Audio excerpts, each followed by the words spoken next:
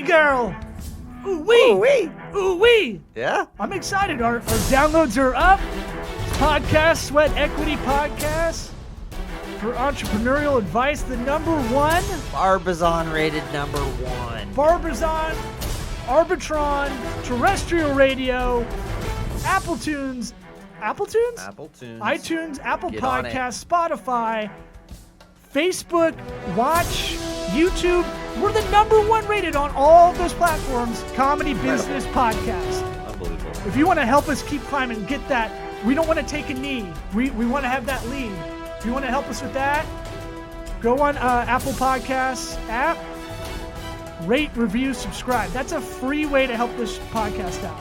By the time I finish this live read for the ads, You could be done. you'd be done. Write something funny. We'll leave you alone about it. Write something funny in the ad copy and or in the review copy, and we'll say it on the air. Oh, yeah. That's what we're gonna do. You hit your microphone Ooh, there. Keep going, buddy. All right. This episode is brought to you by Rhone. Rhone is the fanciest of fancy athletic wearables. What would you call it? Is fancy the best word for it? I don't like I just like calling the boys that wear luxurious. it, that started it, they're fancy guys. And now it's come down to our level. Yeah. It's those pretty boy guys that you're like, man, you want to make fun of them, but you're like, that's some good gear. You look cool, though.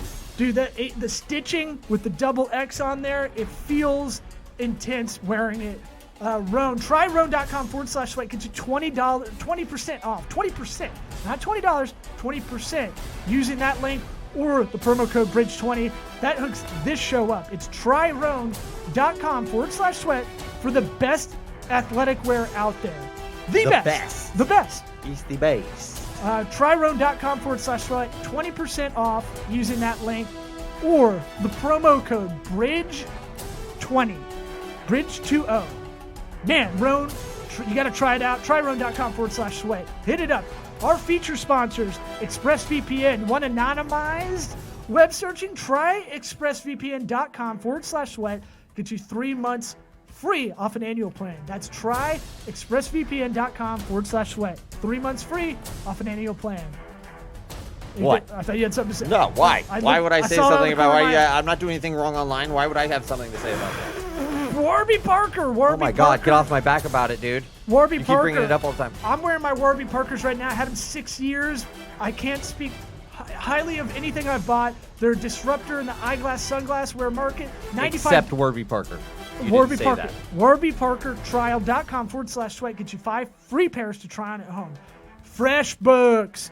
Go freshbooks.com/sweat. Get you 30-day free trial on accounting software that gets direct deposits the next day. The next day! That's what I'm talking about. Grasshopper. Try grasshopper.com/sweat. Gets you $75 off an annual plan. 75 bones off an annual plan. Don't be a jabroni with a Google Voice number or your own line picking up for your business. Hello. Or if you're funny, you say No Limit Studios, because that's what I do. Right. And that's it. We timed it out perfectly. Let's get this podcast started with My Shower Doors, Keith Daubmann. Howdy, Tyler. What about my sweat equity? Sweat equity. Sweat equity. My sweat equity. My sweat equity.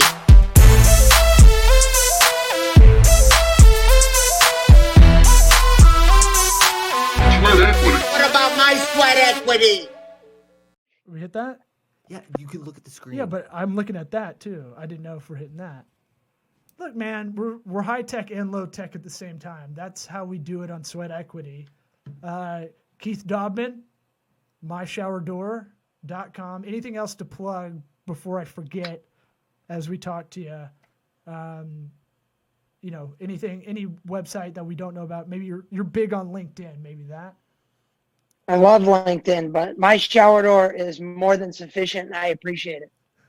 Yeah, so My kind of guy. So I actually talked about you and I meeting on a previous episode a little bit ago about how, and I think I told you I did, about I put a video out there getting over the little bit of vulnerable part of me to push it out there and said, if any contacts I have online need help just kind of spitballing for their business on how to pivot, you were one of the handful of people that actually took up the offer. And we started talking. You're an interesting cat. You're definitely cut from a different. We're definitely we see a lot of things similarly, but you definitely got that motor I don't have naturally. Where you're he's what I would call a sales hunter, and not whereas I'm a sales farmer. Developing relationships long term. You might do both. Like to hit the road. You're much better, I think, at the hunter part of it. Whereas that may be applicable why I like the marketing side, because it's a longer thing where we're helping each other out. Tell us about yourself. You've been with them 17 years, something like that? Yep, 17 years this year. Just a quick backstory. I'm one of the principal owners, along with my younger brother, Douglas. Douglas and I are the children of Bill and Donna Daubmann. What got us into the being entrepreneurs and growing up in a service-oriented business was when I was 12 years old, living in Western Massachusetts, a town called Agawam. I was given the gift of cancer. And my parents didn't have much, very blue-collar town. My mother was a neighborhood beautician. My father was a semi-pro hockey referee at night, installed alarm systems during the day, and really didn't have much, they say, a pot to piss in or a window to throw it out, especially to get me the medical treatment I needed. So it really put their backs up against the rope. And literally in about a 2-month period, they found out what they needed to get, where they needed to get me cured. And they leveraged their home and started the business within about a 2-month window. Wow. And here my brother and I grew up in an entrepreneurial family. So I often tell people cancer was by far the best thing that ever happened to my family. That's where we are today. So now you fast forward 30 years later, this is my 30th year in remission. We're 17 years in the business here in Southwest Florida. We relocated in 2003. My brother and I told my parents to retire, kind of hang it up, and my brother and I wanted to reinvent what we were kind of raised in, and we wanted to do that in Southwest Florida. We left Massachusetts like once to go on a family trip. I got to tell you, we're a real blue-collar family town. So when we saw Naples, we were awestruck we'd never been around money or the environment to make as much money as that we could see. And so we decided to open a business in 2003 in Naples, Florida. And that's just kind of continued to go up year after year. We're in our 17th year now. We have 9 brick and mortar locations up the west coast of Florida. During the last recession, we vertically grew, positioned ourselves even better, coming in 2010 by adding our own manufacturing facility. Yeah, that's the huge. Last couple of years. It's huge. Last couple of years, we've been into a lot of training within the organization, especially on these downtimes, like during COVID or whatever you want to call it. They, instead of, just laying people off or furloughing, we reinvested in our employees while we were down and got into the art of negotiating, if you will, more product knowledge, bringing in new product, tightening up all of our processes that we currently had, because like every other disaster, there's going to be an end to it, and we want to be positioned to thrive when we come out of that. So that's kind of where we're at. And so we specialize in heavy glass frameless shower enclosures, and we hope you guys shower and squeegee every time you do. A lot to work with here. I mean, Yeah. We're talking, I'm just pulling a lot of different themes out that we've talked about a lot in this show. I did the math. He's 42. 42. I figured it out. That was going to be a question you knew I was going to ask. I saw that hairline. I was like, ain't no way. Yeah, I keep it short so you don't see all the gray. I look like Uncle Polly from Dude, Sopranos. who cares about gray, man? Yeah, what the hell? We don't complain about your hair. Cut this thing short. A lot of themes in there that we could sprawl into a lot of different directions. I'm going to ask one esoteric side note before I get into them. But family business management, all that drama, you brought, or another topic is you brought in the manufacturing into your vertical, which is sometimes the reverse engineering way of doing it. You open more brick and mortar stores in a more internet savvy world. That's another thing. You guys probably have the value of $1 coming from blue collar roots, as you say. Those kind of things where every dollar you make, you really cherish a lot more than if it's given to you, if something's just handed to you. reinvesting in your own labor, negotiation, and compromise was a weird philosophical conversation we had via LinkedIn Messenger last week, I think. Compromise with who? He just asked me a very. You ask it the way you probably, because Okay. I'll probably butcher how you asked it, but it was very like, Eric, what the fuck? Eric, what is your feeling on compromise? It's usually necessary. You know? Really, what makes it necessary? This is how he asked No, it. I'm not. This is a business. Let me lead. We talked a lot of business, right? So there's a context. So it's like he just sends me, let me ask you a question, and then sends that question. I'm like, I think I said I could either be very short like that, or I could write about 20,000 words. Well, sure. I want to. Well, let's add some context to this conversation. I had really known you. We had a very nice conversation. I like to have a baseline on who I'm talking with. It's like, I stopped getting into bar fights when you underestimate. You never know what you're going up against, and so I always like to ask a baseline question to see what I'm going up against. And for me, I like to see when I'm talking business with someone what your opinion is on the word compromise. I happen to think it's an extremely dirty word. I think under no circumstance is compromise healthy for either side. Would you compromise your principles? Would you compromise your morals? Well, that word can have a very wide range of applications too. I'm not compromising my morals, but if there's a conflict between two businesses or, somebody's buying a business or whatever, compromise is definitely going to come into play. Really? Give me an example. I would argue. Just a negotiation for the price of something. Let's draw a fine line between the word negotiation and bargaining. There's a big difference. Bargaining would just be going, I can't pay that, I need to pay this, and you're haggling back and forth. Where, negotiation is more of a fact-finding mission. A lot of times people compromise because it's the easy way out of an uncomfortable situation because we're not used to trying to find, in any dealing that you do, whether you're talking to a spouse or another business associate, both people come to the table with kind of the unknown unknowns. Like right now, I have secrets that maybe you guys want to ask me, and there's information you guys have that I don't know. Just stop right here. Let's hear these secrets. Yeah, you dropped a bar fight little thing. Yeah, just dropped that on the ground. Don't think I forgot about that. Yeah.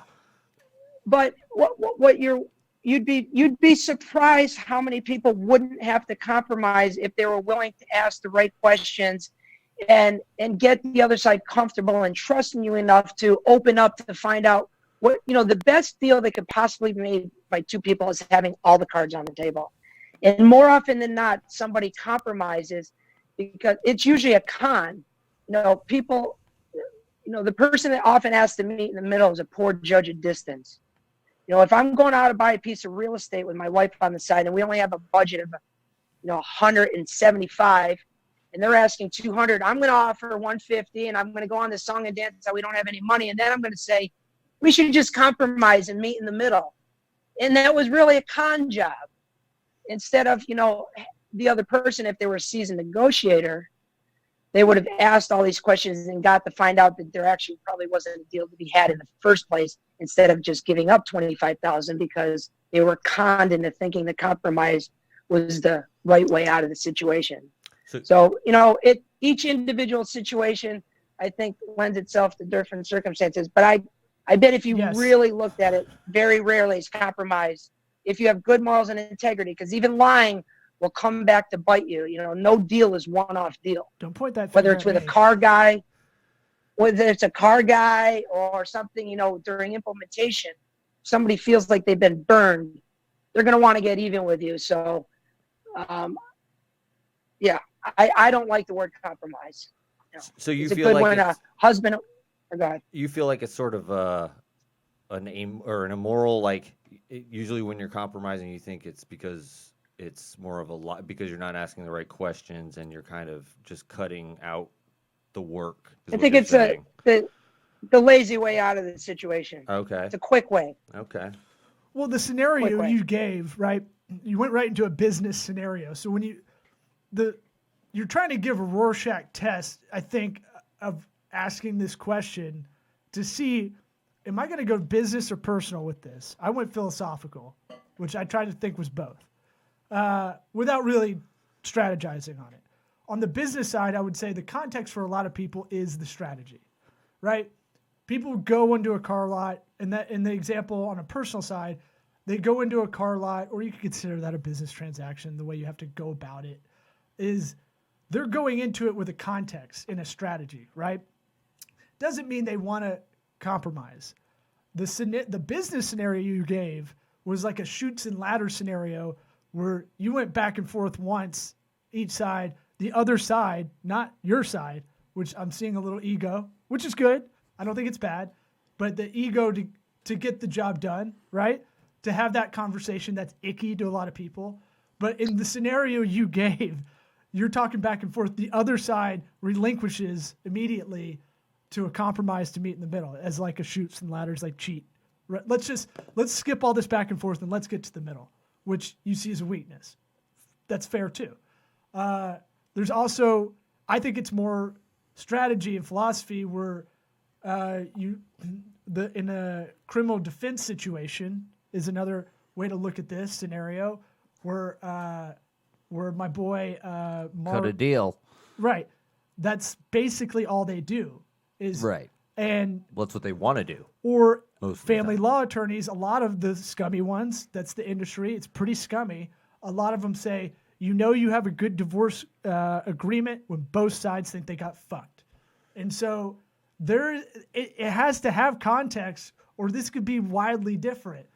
And I like how you asked the question to see, I think you're trying to see where we're going to answer it from, but it also tells us a lot about you, which is the exact reason you ask the question, right? So inherently, you're asking a flawed question, which I think you know is flawed, to see if we can understand you, but you want to understand us.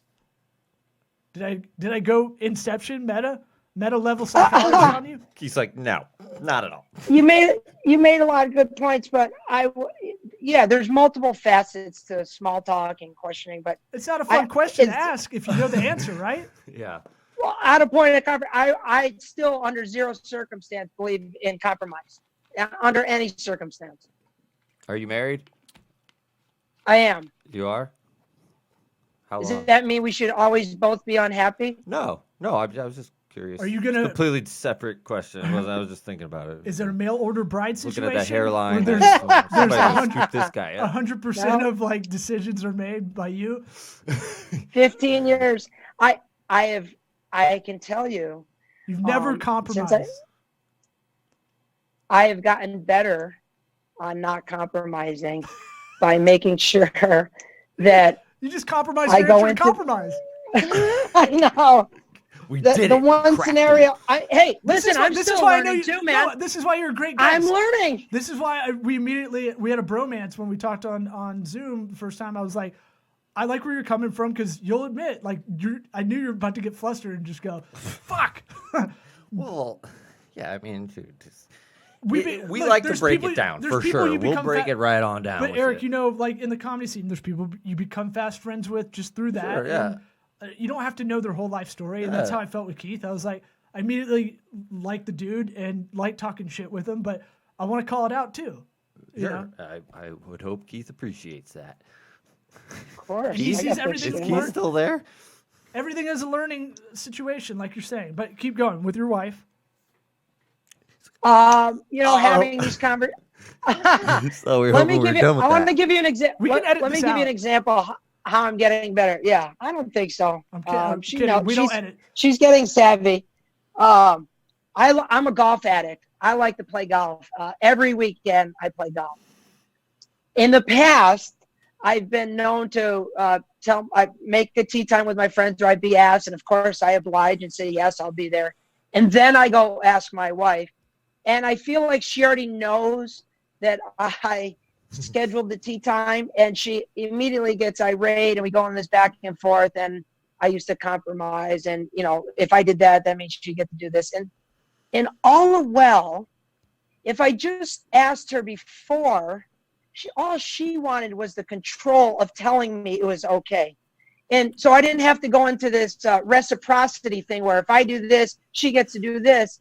Whereas if I just did it the right way, and had this conversation with her and asked her in a way with empathy, and she says, no, of course I want you to go play. You go play.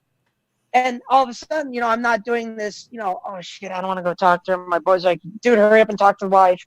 And I've started to get better on how to unwind these conversations, to really, you know, I think true negotiation is the art of letting the other person have your way. And when you can really either ask in the right way or say no in a different way that triggers them to kind of slowly let out these unknown unknowns, you can usually find a way to go through that door without having to compromise. Yeah. You got to be able to listen. You got to be a good listener. That's a good You got to example. be a very good listener. That's a good example of putting in that awkward conversation at the beginning, and then you're not having to compromise. And that's, you know, I see that side of it. It could be a way of dancing around the real psychology of what's going on too. I'm going to play devil's advocate on that and say, you could be she just might want to feel included in the schedule is another thing to look at. Right. And that's where that was the magic thing, to not have this reciprocity thing. It's like, hon, I know you're going to kill me right now. You probably think that I already scheduled tea time, and no, I don't want to kill. Okay. I was hoping with your permission that I could go play golf with my friends. Yeah, of course. Why are you even asking me?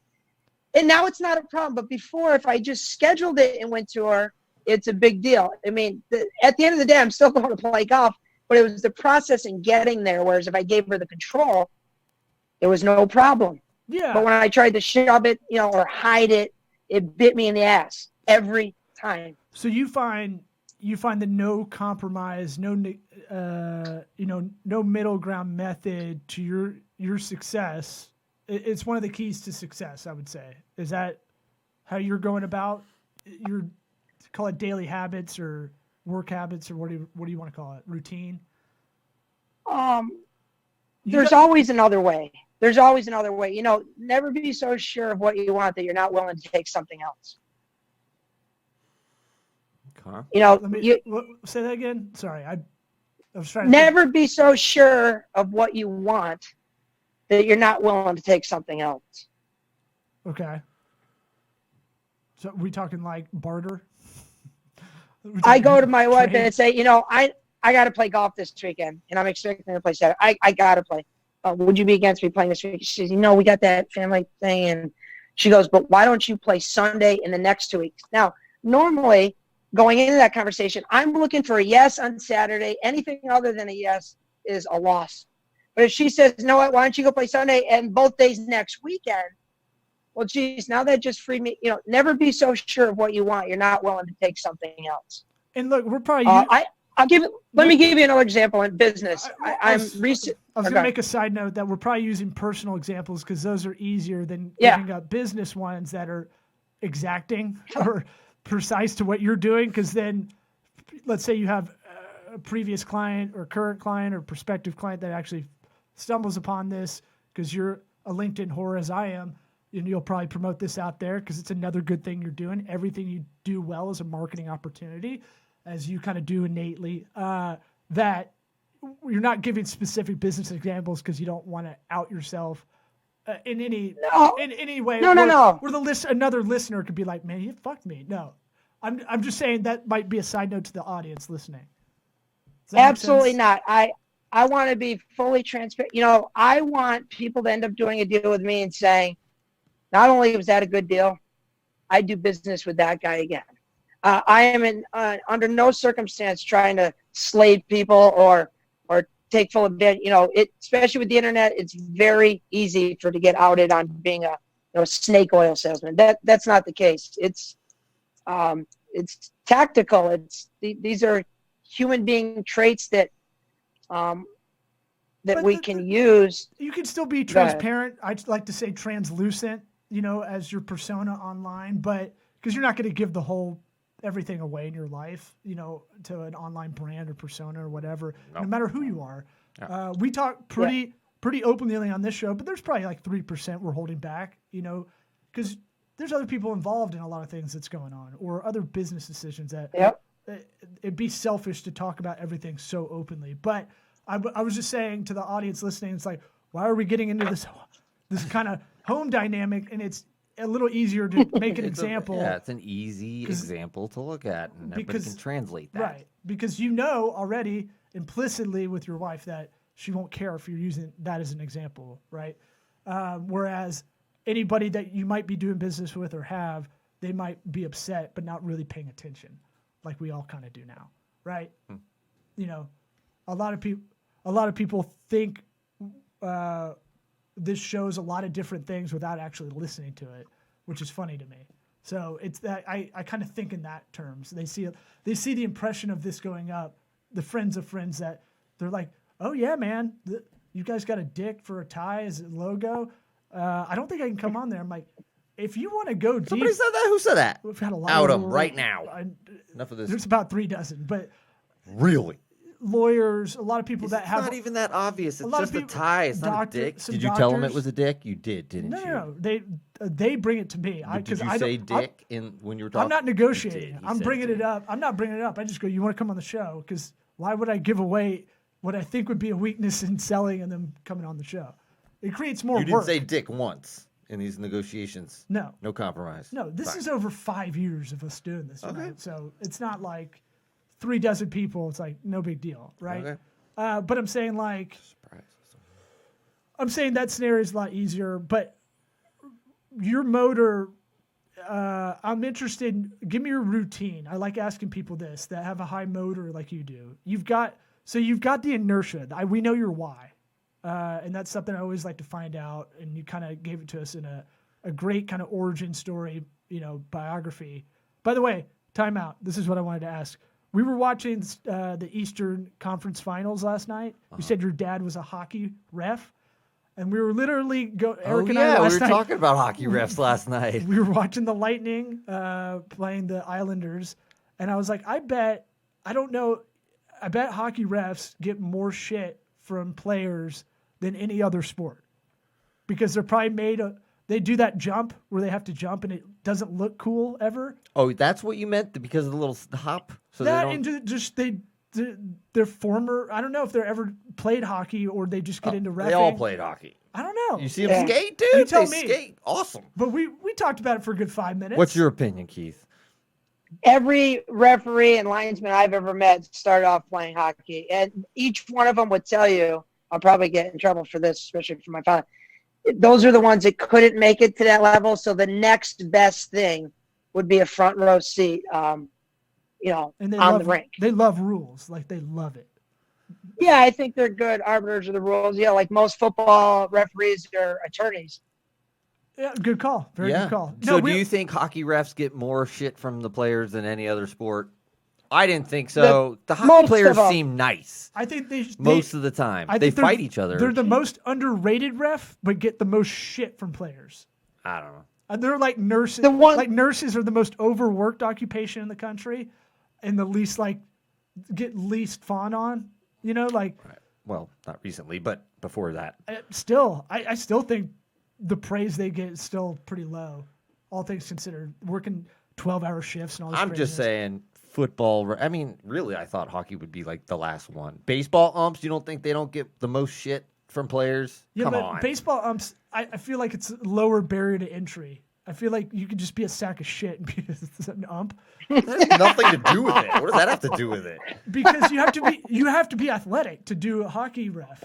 Okay, but why would they get more shit for being athletic? Wouldn't they get less Because shit? of the passion of the game, and you're not. You're not all, on he's equal. on. He doesn't know what he's talking about. I got two- He's alright. just all spun up. I'm all spun out. He doesn't know. What I'm he's just talking excited you're here. No, so I had to ask because we've never talked about hockey refs ever, about. Yeah, weird. and you brought it up, and I was like, oh man. Yeah, very weird. So you've been doing this 17 years. You've got a motor. I'm interested. What's the daily routine? What's something someone listening can take away? What do you have a normal time you get up? What are you eating for breakfast, lunch, and dinner? I want to know some minutia. I get up at 5:30 every morning. Then I take a piss. Yep. Nice. Usually Details, check good. my Details, man. Yeah, no, I love it. Keep going. Go through my LinkedIn. I try and fire off 100 connection requests. I go to the gym every day at 5:45. Out of the gym at 6:45. Back home, start up the shower, send out another 100 LinkedIn connections. Wow. Jump in my scooter and head down to Naples. That's our original brick and mortar store in North Naples. What time you get there? I'm getting there. I'm rolling in after Dunkin' Donuts. Of course, I have to get my coffee. See? Rolling in at about 8:15. You've got a Dunkin' Donuts fetish like I do. It's bad. Yeah. And then I've been listening to a lot of podcasts lately. Of course, this is my latest craze. So I'm just trying to consume as much business-oriented, sales-oriented podcast on the way in. So I got about a 20-minute commute every day. On your scooter? Yeah. In my scooter. My Chevy Avalanche. Oh, okay. And then Really you hoping it go, was a real scooter. from the time you get in, you settle in, maybe 9 to 11, you're making calls or something. What's the average day? You can make it pretty broad, but I kind of act like a hype man at our facility. There's 6 other salespeople, 2 inside. For their exterior, we go over all the appointments they have that week, any possible opportunities in the pipeline that anybody wants me to touch, or trying to work a new community or a new client that we're trying to get in with. So we're game planning. We have each one of our stores is commission based relative to the store. So we got 9 teams. They have 12 games a year. These bonuses are paid monthly. So we're kind of trying to maximize our time every day.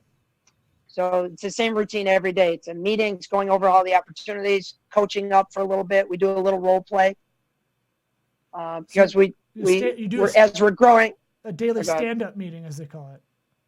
Like 15, 20 minutes. I guess tops. Yep. Tops. Yep. Just enough to keep everybody's attention, get them fired up, and get them out of there. It's an agile work methodology. You're not having meetings that bore people. You've got salespeople that don't have that attention span, nor do you maybe leading it. Nor do I. Yeah. I actually hate it. Right. But it's necessary. It's like going to the gym. You need Of course. To do it. Yeah. Of course. Okay, keep going.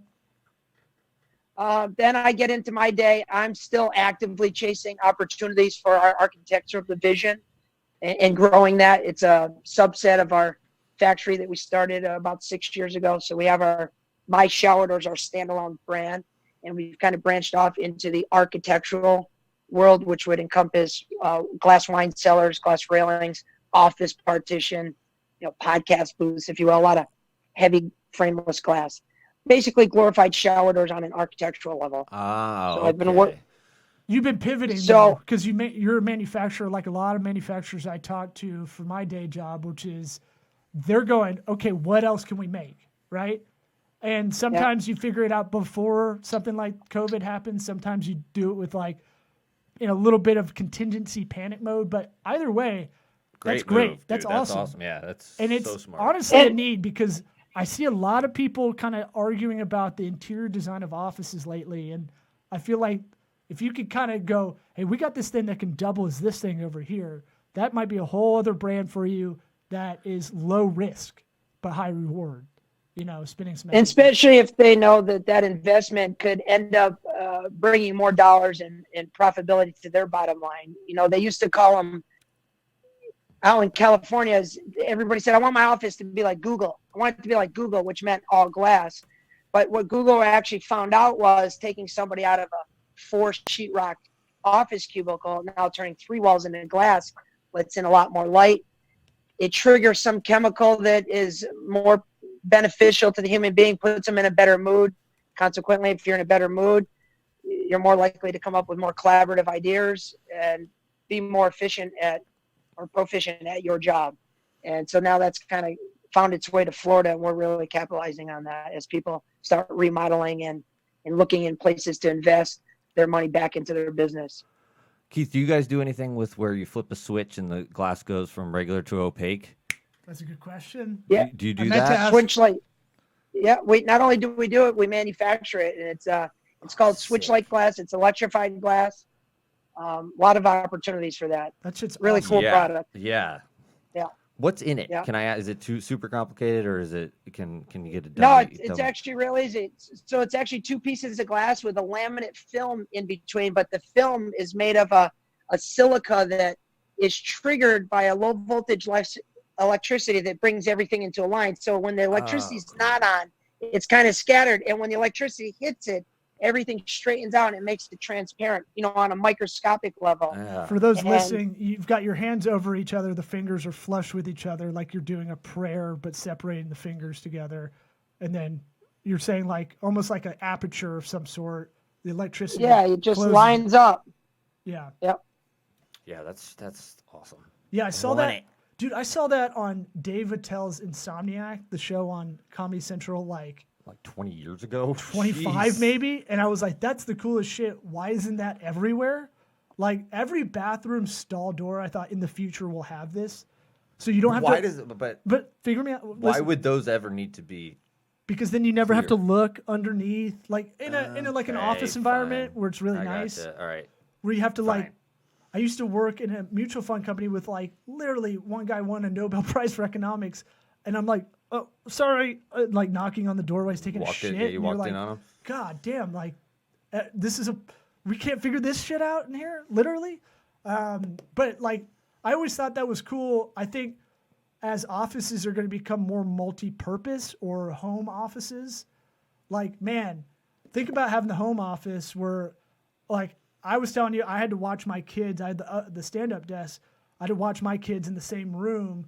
But if I could just like flick it on to a little like partition that's like, when that's on, they know dad's on the phone. What if every wall in your house is like that? You can make Right. all these different iterations of rooms, And then you giant can open rooms, it up. small rooms, Yeah. coming out of the floor, the ceiling, whatever. We they go wanted up and it down. in the old studio and You office. can have that with Keith if you we wanna wanted to use do that. that too, but yeah, man. We'll send you the royalties. Yeah. Well, I maybe could introduce you to iOffice. We interviewed the CEO a while back.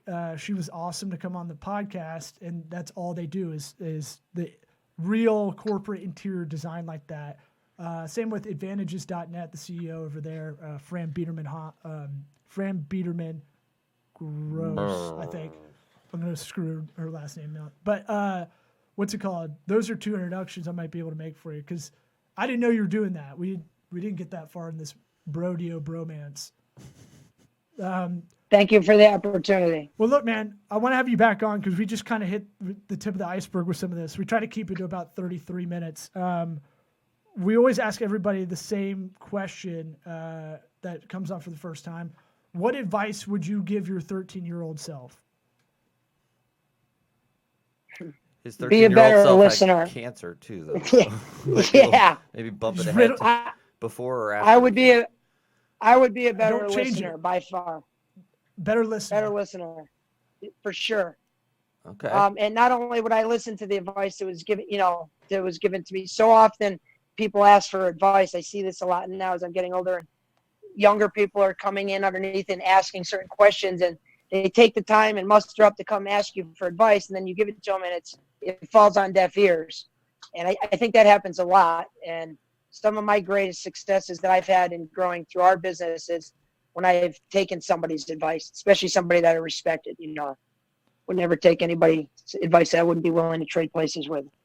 Yeah, we find So I'd be a better listener. that when people ask for advice, they're not really asking for advice. They're asking for you to Reinforce their yeah, ideas. Yeah.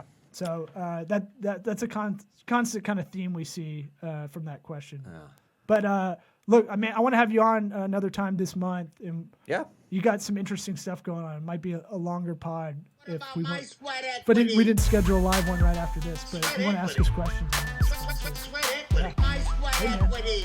we need that LinkedIn promotion from him. That's what I'm saying. Absolutely. I'd be happy to share it. And I appreciate both of you for having me on your show. Yeah, man. Thanks for coming on. All right, brother. What See you about later. my sweat All right. equity? Have a good one.